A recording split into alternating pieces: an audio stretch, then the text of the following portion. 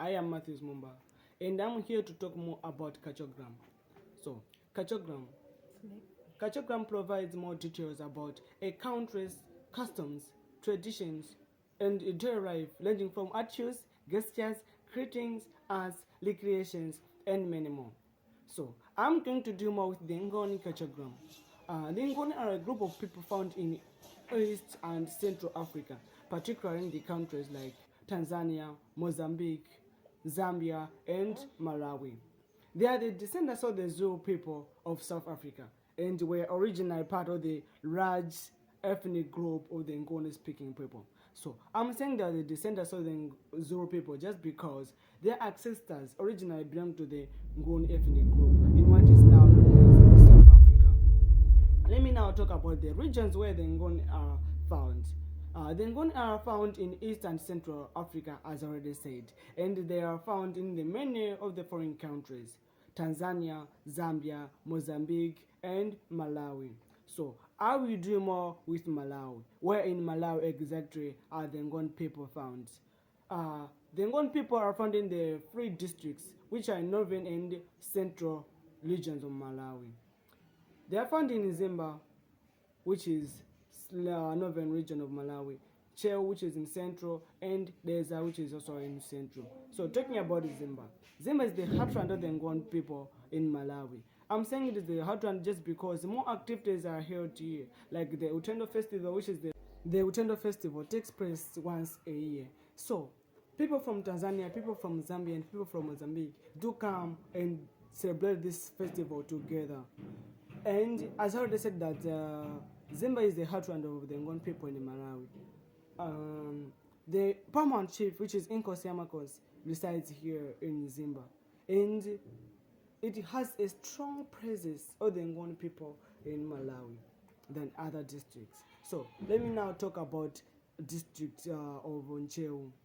The Ngoni here are the descendants of the another migrating group from the same South Africa, but under the different leadership of Zangendawa. They are led by the King Zangendawa. While they also maintain their own tradition, beliefs, and customs. So, about Deza district. In Deza, the Ngoni are especially found in the areas around bordering Cheo, which means that the areas that are near Cheo is where you can find the Ngonis that live in Deza. So let me now talk about Zambia. Zambia is another country. So in Zambia, they are mainly found in the eastern province and around Chipata. While in Tanzania, particularly in the southwestern region like Lovoma, finalizing with Mozambique. Mozambique, they're found in the northern part near the border with Malawi. Like the areas that are near Malawi is where you can find these people, the Ngoni.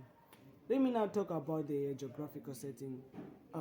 The areas where the Ngoni settled are generally highlands and plateaus with fertile soils suitable for their farming. They do select these places just because the Ngoni like farming. Their farming activities in these places just because the places they settle are fertile. So they do practice growing of crops like maize, reeds, and cassava. They also raise livestock such as cattle and goats, which is also important in culturally and economically. So I'm saying it is important culturally just because they do use animal skins as their costumes. So that's why I'm saying it is important in culturally. These people, the Ngonis, are not a single tribe, but a collection of related communities who share common ancestry. So they speak local languages like Chewa, Tumbuka, and Swahili. But some of the Ngoni words and phrases still reflect the Ngoni Zulu origin. Yeah, so this is what I can say about the languages these guys do speak. So let me now talk about the mode of dressing these guys do wear. So they wear a traditional mode of dressing mostly uses the animal skins as their dressing.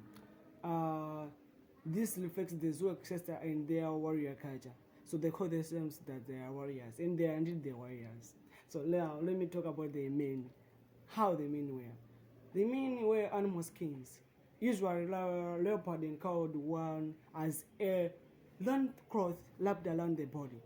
So they do also wear a headgear, often made of from animal fur and feathers, signifying their status of achievements. They also wear the beads and ornaments worn around the necks, arms, and ankles. They also have the weapons, spears, and shields, were traditional part of the attire during ceremonies and dances. So women wear chitenge, which are wrappers, the colorful cloth wrapped around their waist or chest. So they also have the braided necklaces and headbands used for a dominant and cultural expression. And there's also this, they do wear this thing as headdresses, sometimes decorated with beads and feathers or shells. So let me now talk about the cultural realm of these people, the Ngoni. So the Ngoni people in Malawi are considered to be within the Bantu cultural realm. Specifically, they are part of the Ngoni ethnic group, which has its origin in South Africa, particularly among the Zulu. And they are border of like a broader Ngoni cultural realm, which extends in two parts of Zambia, Mozambique, and Tanzania. So talking about the cultural diffusion.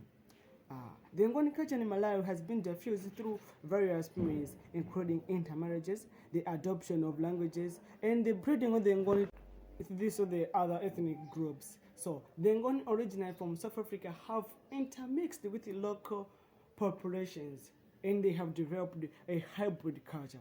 So I'm talking about the hybrid culture just because they dominated other cultures and bringing it in, making it as one. So let me now talk about the cultural traits and the complexes. So talking about the cultural traits and the complexes, I really want to mean about the characteristics of these people. So let me now start with talking about the oral traditions. They use the folktales, proverbs, and praise poetry as the central to the Ngoni culture to teach, learn, and transmit values. Talking about the connection to nature. So the Ngoni people have a deep respect to their nature worlds, with taboos and totems used to protect sacred places and places. So they also have the social structure and hierarchy. Ngoni society has a clear hierarchy with the chiefs and elders holding a significant authority. So they also use art and craft. The Ngoni art and craft, including poetry, reflect their connection to the nature world and their practical skills. So also they do prefer religious practices. The Ngoni people may practice African traditional religions, Christianity, or a mix of both. They are also the Christians. Marriage customs. So marriage within nearby homesteads is common, with a preference of cross-cousin marriage. To them, marrying their cousin is just okay because it's part of their culture. So this is what I heard about CULTUREGRAM. I have talked more about the Ngoni culture. Stay tuned with Mathews Mumba. Thank you.